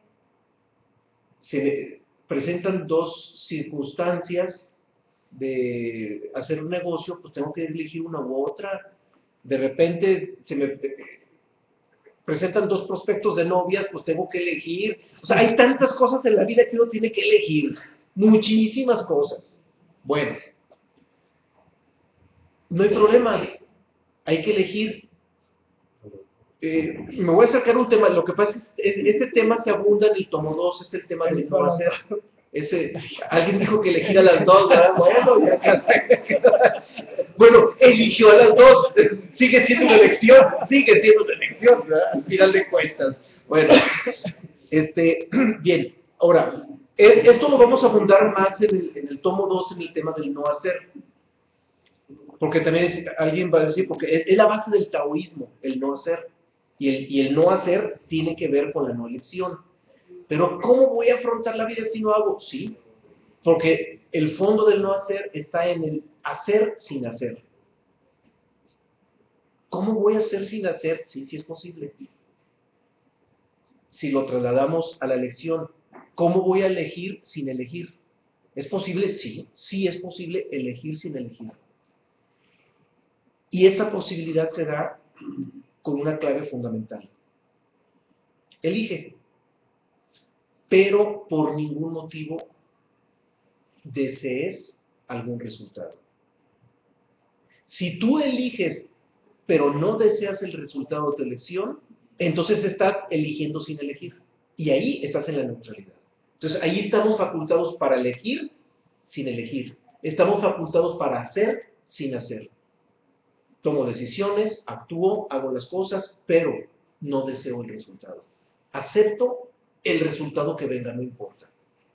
Incluso reconozco que mi elección no necesariamente fue la más sabia y la más acertada. Elegí con la limitada razón de la que ahorita dispongo. Y entiendo que no necesariamente es la más acertada. Por lo tanto, acepto el resultado como venga. Acepto la parte de error y acepto la parte de acierto como venga.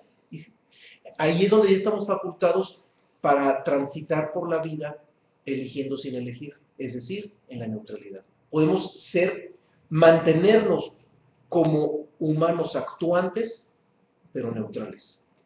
Y ahí nos da todo ese equilibrio. Sí. Entonces sería elegir es renunciar. ¿Renuncio al resultado? Renuncias al resultado. El resultado que... Te olvidas de las expectativas. Te olvidas de todo tipo de expectativa. Y otra cosa... Perdón, déjame, antes de otra cosa, porque si no se me va a escapar. Cuando nosotros actuamos y renunciamos a cualquier expectativa, estamos en el presente. Y en el presente es donde está la iluminación. Es un tema que viene a finales de ese tomo. Entonces, actuar sin expectativa es estar en el presente. Y actuando en el presente, aun cuando elegimos en el presente, la simple ausencia de una expectativa nos permite que la elección sea sin elección, es decir, se conserva la neutralidad. Ahora sí, perdón. Entonces yo me pregunto, cuando nos vamos de un extremo a otro, ¿tendrá que ver que vivimos en un mundo dual, por eso oscilamos? Estamos expuestos a la ley. O sea, cuando nos vamos de un extremo a otro es porque estamos oscilando en la ley y la ley no se está moviendo como quiere, la naturaleza no se está moviendo. En la neutralidad, la naturaleza ya no nos mueve. Por eso, desde un principio hablaba, la neutralidad es el acto de trascendencia de la ley. Y al trascender la ley, trascendemos la naturaleza, y al trascender la naturaleza somos libres. La naturaleza ya no nos mueve. Por eso es tan fundamental la neutralidad. Es que aquí está la clave de todo. Y que no les sorprenda, en todos los temas subsecuentes vamos a estar hablando de neutralidad. Cada tema que estemos abordando inevitablemente se va a retomar la neutralidad, porque es la trascendencia de todo. Eso es un tema que ahorita lo tocamos, pero que lo vamos a seguir tocando, porque es el tema fundamental. Y cada tema va a encontrar una clave para la neutralidad. Bien, vamos a la siguiente cita, ahora de Krishnamurti, en la que nos dice, investigamos, analizamos, nos estudiamos a nosotros mismos, pero este es un proceso que implica conflicto y dolor. En él no hay alegría, porque nos juzgamos, nos justificamos o nos comparamos.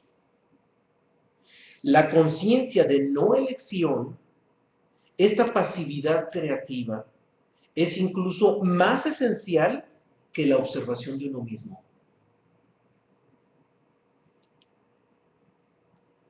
una cita donde ya de manera muy clara, contundente, categórica, Krishnamurti habla de que el análisis, lejos de ayudarnos a la libertad, nos hunde, nos saca de la libertad. Con esta cita, Krishnamurti deja completamente descalificado el psicoanálisis. Ahora, no porque lo esté juzgando, simplemente le da el lugar que le toca. El psicoanálisis es para resolver problemas de disfunción mental agudos que se tienen que resolver mucho antes de aspirar a un estado de libertad. O sea, cuando alguien trae problemas ya psicológicos agudos, pues vete con el psicoanalista y primero que te enderecen los tornillos. Ya cuando hayas resuelto esos problemas de disfuncionalidad mental, entonces ya estarás en condición de ir más allá del análisis para poder aspirar a la libertad. O sea, en pocas palabras, bueno, aquí Krishnamurti por ningún motivo está ni siquiera juzgando el psicoanálisis, simplemente está hablando de que el análisis es estar en la dualidad, y todo lo que está en la dualidad implica dolor, implica frustración, implica muchas cosas. En la libertad ya no hay análisis, ya no hay juicio, ya no hay nada de eso. En la libertad solamente hay neutralidad. Y evidentemente la neutralidad no nos analizamos ni a nosotros ni a nadie. Es neutralidad. Y habla de la conciencia de la no elección. O sea, ¿qué palabras tan acertadas le pone Krishnamurti? La conciencia de la no elección, es decir, la conciencia de la neutralidad. La conciencia en la que no elijo. La conciencia en que acepto todo como es. La conciencia en la que acepto a la naturaleza, por muy dialéctica que sea, acepto la naturaleza aunque sea perecedera, aunque todo termine por disolverse, no importa, como sea la naturaleza, la acepto como es. Porque si no acepto la naturaleza como es, tampoco me estoy aceptando a mí mismo, porque yo soy hijo de la naturaleza. Mi personalidad es una creación de la naturaleza. Entonces, si no acepto la naturaleza como es, tampoco estoy aceptando mi personalidad como es. Y si no hay aceptación, nunca va a haber libertad, jamás va a haber libertad. Mientras rechacemos lo que sea, nos mantenemos en nuestra propia cárcel. No importa qué sea lo que estemos rechazando.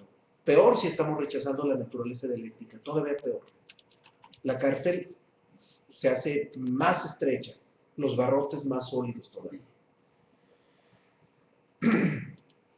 Bien,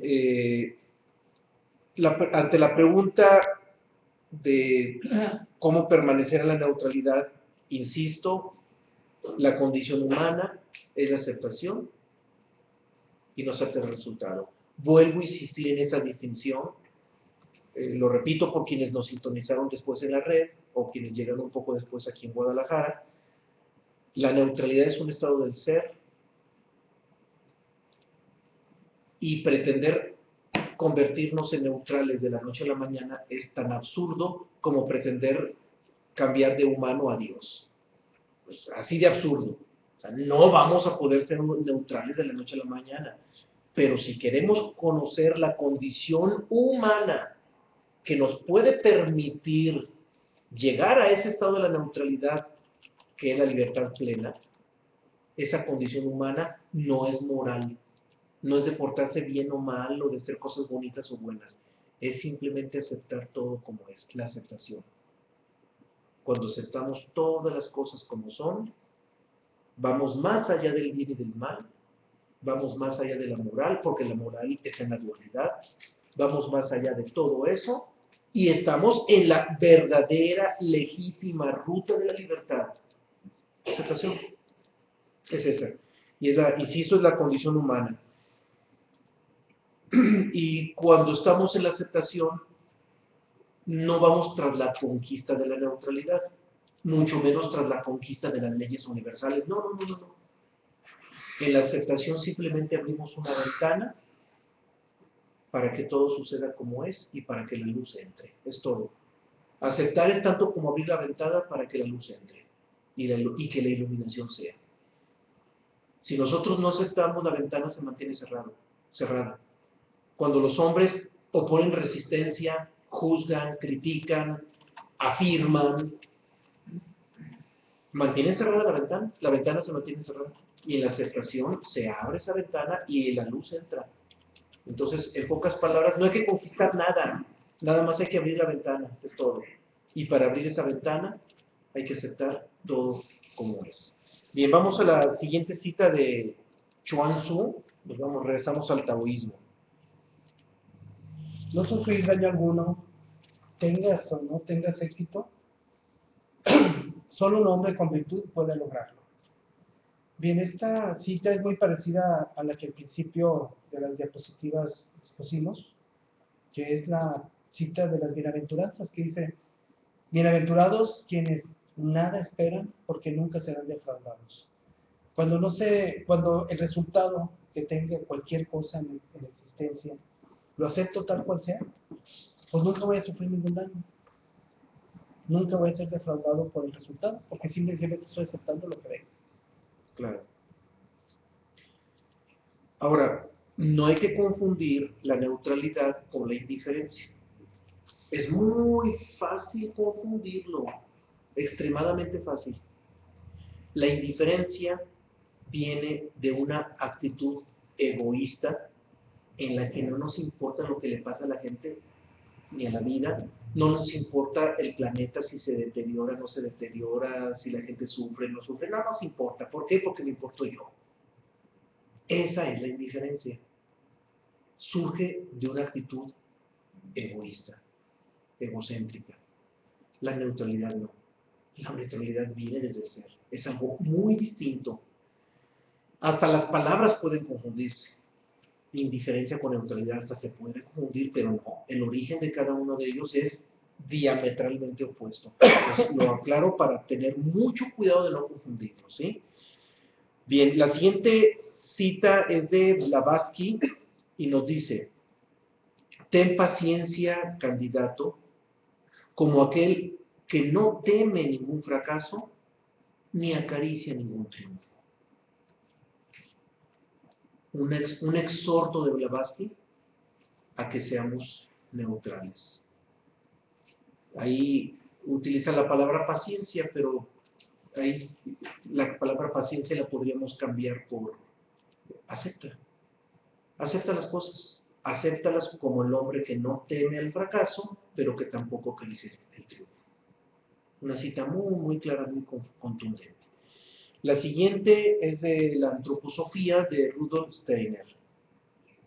Nos va a hacer el favor Juan Carlos.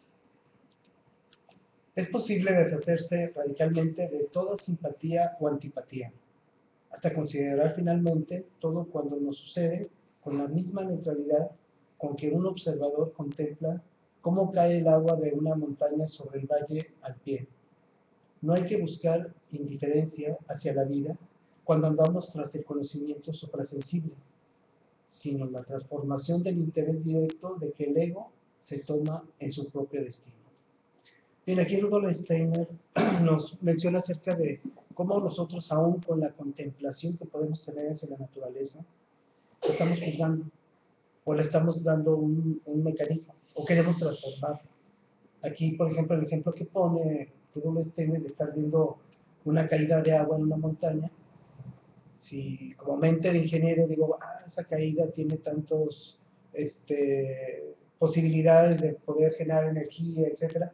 O sea, toda esa etapa de elección que como ego tengo, porque quiero transformar a la naturaleza, porque quiero sacarle provecho a la naturaleza, es parte de ese día a día que tenemos nosotros, en el que no podemos ni siquiera observar algo como algo nuevo, como los niños, que tienen una capacidad de asombro que ven las cosas y simple y sencillamente no las juzgan. Mas, sin embargo, nosotros, por más que seamos personas que estudiamos y que queremos de una manera positiva ver las cosas, entramos en ese mecanismo de juzgar las cosas o transformar la naturaleza a nuestro entorno. Y tal como lo plantea Rudolf Steiner, es el ego precisamente el que siempre se obstina en tener preferencias o rechazar, en desear o rechazar. Esa actitud de deseo o rechazo es siempre una actitud permanentemente del ego, Y no perdamos de vista que el ego nos ciega a través del deseo y el rechazo. En la neutralidad se trasciende el ego y solo en la neutralidad logramos ver las cosas tal como son desde su esencia. En el ego nunca vamos a ver las cosas desde su esencia. Esa es la gran diferencia. La siguiente cita es del Evangelio de Buda. Nos dice algo interesantísimo también, para que veamos que también el budismo nos habla de la neutralidad y de manera muy clara. Dice aquí Buda, que no considere el hombre si una cosa es agradable o no. A ver, vuelvo a repetir porque se quedó el micrófono, hizo ruido y también los de la red se han de ver sorprendido por el ruido que causó el micrófono. Repito la cita. Que no considere el hombre si una cosa es agradable o no. El amor al placer engendra disgusto y el temor al dolor crea miedo. El que está libre del amor al placer y del temor al dolor no conoce ni el disgusto ni el miedo. Una cita en que redondea magistralmente la neutralidad.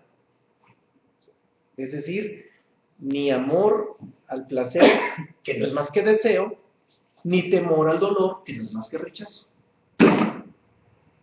Entonces, libres del amor al placer y libres del temor al dolor, entonces ya no hay ni disgusto ni miedo.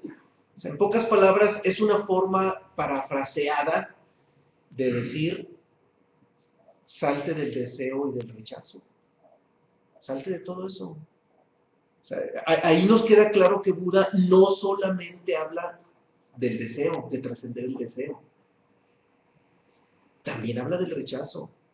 Y habla del rechazo como la parte complementaria del deseo. O sea, es lo mismo. O sea, salte del deseo y salte del rechazo, ninguno de los dos.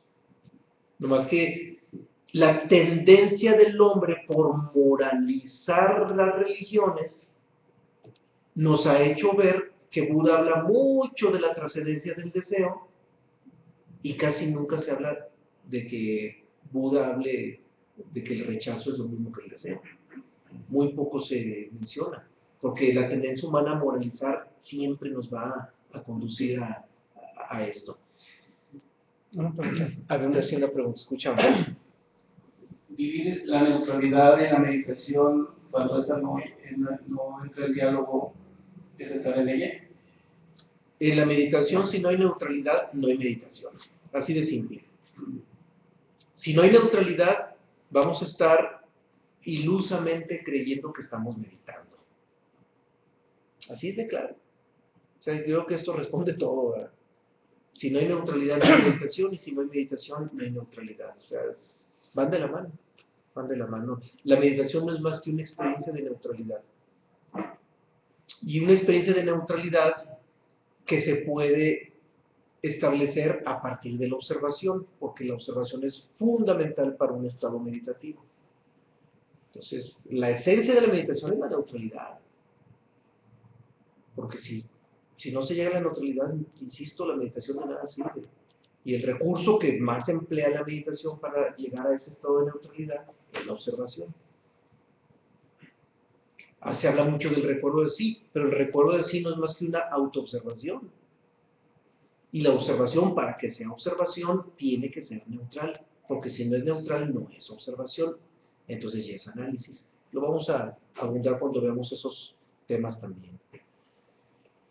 Bien, pues, mientras que el ego reacciona, la conciencia acepta. Creo que esto también nos permite, este contraste nos permite también entender la esencia que hay en la neutralidad. El ego siempre reacciona, desea o rechaza, y todo eso es pura reacción, y el ser es neutral, acepta y es neutral el ser, la neutralidad está inherente en el ser. Pero también hay que entender que el ego es algo profundamente ilusorio. Lo vamos a ver hasta el segundo tomo. No hay que perder de vista que es algo ilusorio el ego. Es es una manifestación producto de la identificación con la vida, producto de creer que la vida es la realidad cuando no lo es. Si no entendemos la relatividad, ya vimos ese tema, si no entendemos que la vida es relativa y de repente creemos que la vida es verdadera en lugar de relativa, el ego surge automáticamente, pero surge como un reflejo de algo. No, el ego también es insustancial, el ego no es real. El ego no es más que un puntos de incidencia de los estados de ilusión en que nos metemos. Pero ya hablaremos un poquito más a fondo de ello para no desviarnos demasiado.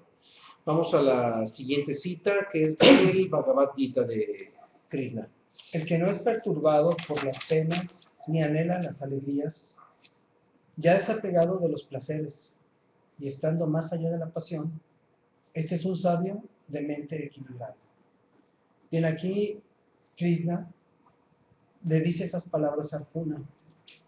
Y en estas dos alegorías que pone, el que no es perturbado por las penas ni anhela las alegrías, es un desapego a lo que viene siendo la parte externa de nuestra personalidad, que siempre está o en el pasado o en el futuro. O en el pasado, con las penas que le provocaron ciertas situaciones en la vida, o en el futuro anhelando alegrías. Y la parte interna que viene siendo de nuestras creencias, de nuestras sensaciones, de los sentimientos, que es el desapego a los placeres que nos da esta sensibilidad de los que tenemos en la mente, y el estado más allá de la pasión, nuestros sentimientos que a veces nos regocijamos con esa parte sentimental que tenemos, o con esa parte mental que nos genera esos placeres que nos da la existencia. Habla aquí Bhagavad Gita de Krishna de esos dos estados, el desapego hacia lo externo y el desapego hacia lo interno, que es nuestras propias creencias, nuestra forma de ver la vida, porque es una personalidad que simplemente está interpretando y reaccionando ante lo que el mundo le ha enseñado, y no ante el verdadero conocimiento que está en el interior. Una clave más para llegar a ese estado de neutralidad, y es justa esa insistencia del cómo puedo acercarme a ese estado, la hemos dado durante todos los temas anteriores. Comprender que la naturaleza física no es la realidad. Y no es difícil suponerlo. Un hombre que es consciente de que todo esto es ilusorio, de que todo esto es un sueño pasajero, entonces le resulta absurdo desear las cosas. Es absurdo desear algo que es ilusorio, ¿no? Por lo tanto, si nosotros tenemos conciencia de la irrealidad y de la insustancialidad de la materia, la neutralidad también llega sola. Llega por añadidura. Basta con ser conscientes de la insustancialidad de la materia. Es suficiente. Vamos a una cita de Corintios, donde también nos invita a la neutralidad. Pablo nos invita a la neutralidad en esta carta a Corintios, y de una manera muy clara dice: hermanos, el tiempo es corto. Resta pues que los que tienen esposa sean como si no la tuviesen, y los que lloran como si no llorasen, y los que se alegran como si no se alegrasen, y los que compran como si no poseyesen, y los que disfrutan de este mundo como si no lo disfrutasen, porque la apariencia de este mundo se pasa. ¿Se dan cuenta cómo aquí Pablo habla de la clave que les acabo de mencionar? Dice, porque la apariencia de este mundo pasa. Es decir, si ustedes son conscientes de que este mundo es pasajero y es ilusorio, entonces la neutralidad llega sola. Claro, afortunadamente nosotros entendemos la neutralidad y podemos entender por qué Pablo dice: los que tienen esposas sean como si no la tuviesen.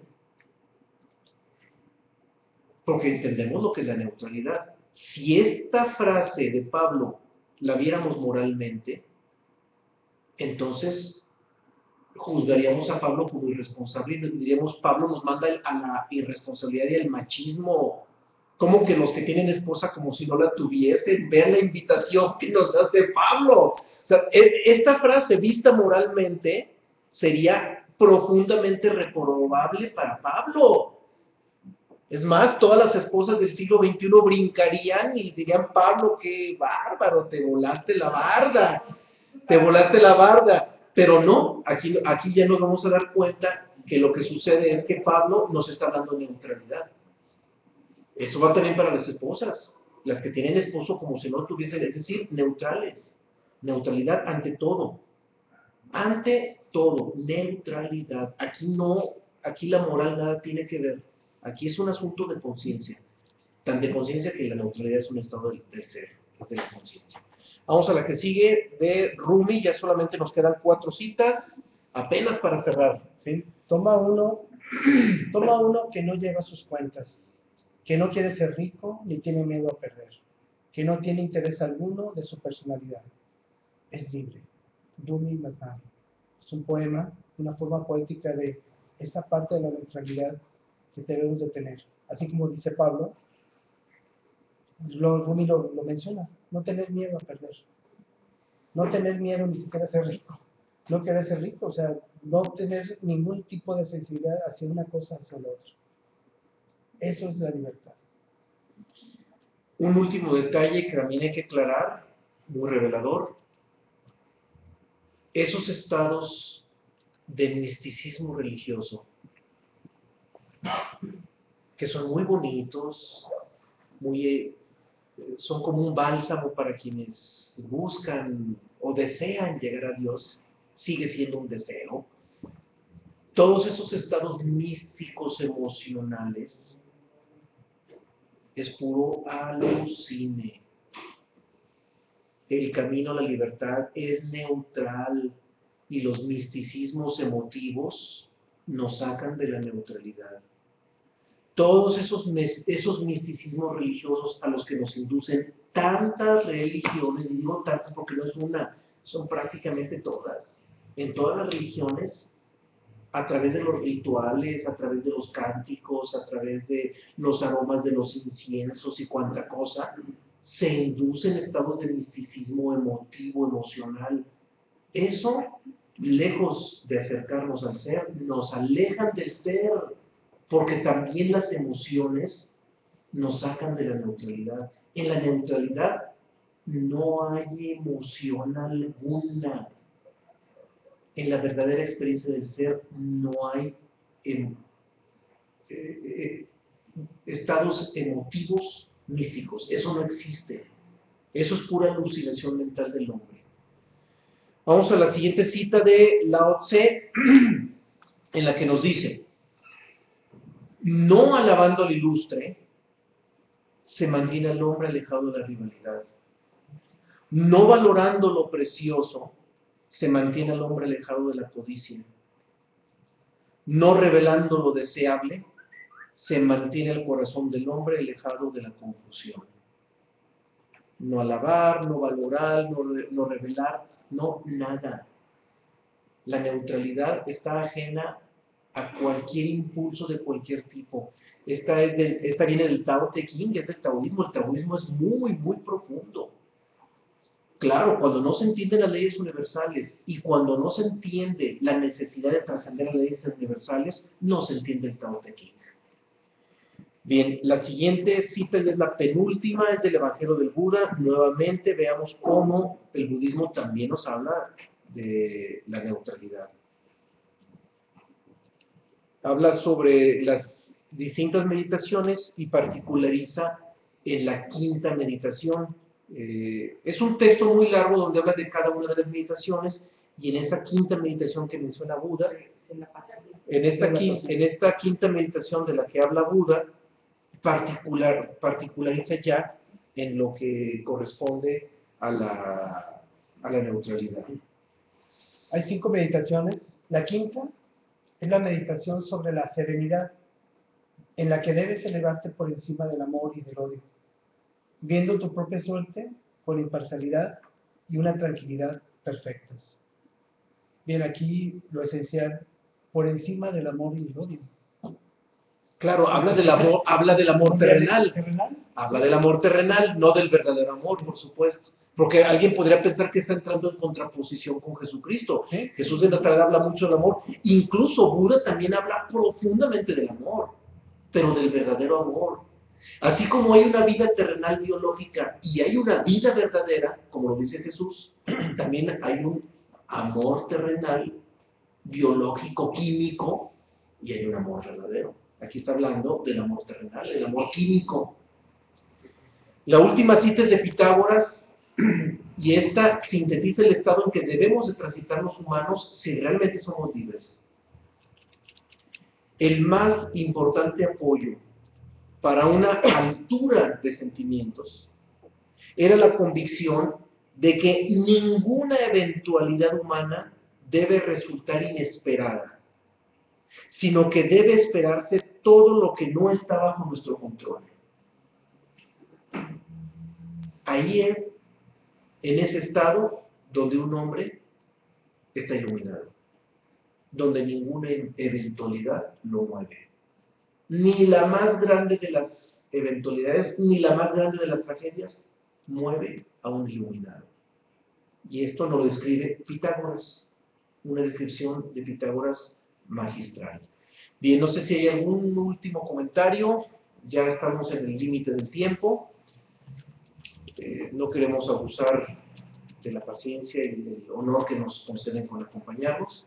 Por lo pronto en Guadalajara no, en la red no sé si hay algo. No. Estamos entonces creo que ya sintonizados todos en el tema, y pues no nos resta más que agradecerles por la confianza que nos siguen otorgando, acompañándonos tanto en Guadalajara presencialmente como en la red, todos los que nos acompañan en vivo o en repetición. Hasta la próxima.